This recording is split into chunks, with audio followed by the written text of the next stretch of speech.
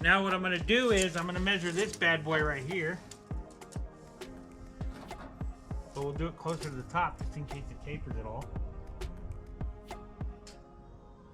So outside to outside is 59 1/8.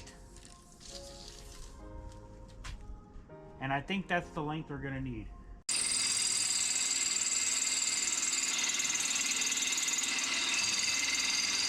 Alright, I guess we keep going.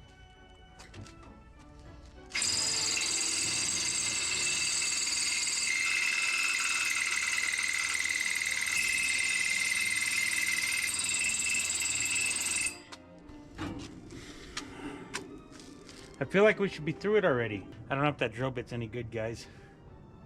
You might have to count that as good. Alright, how's our measurement?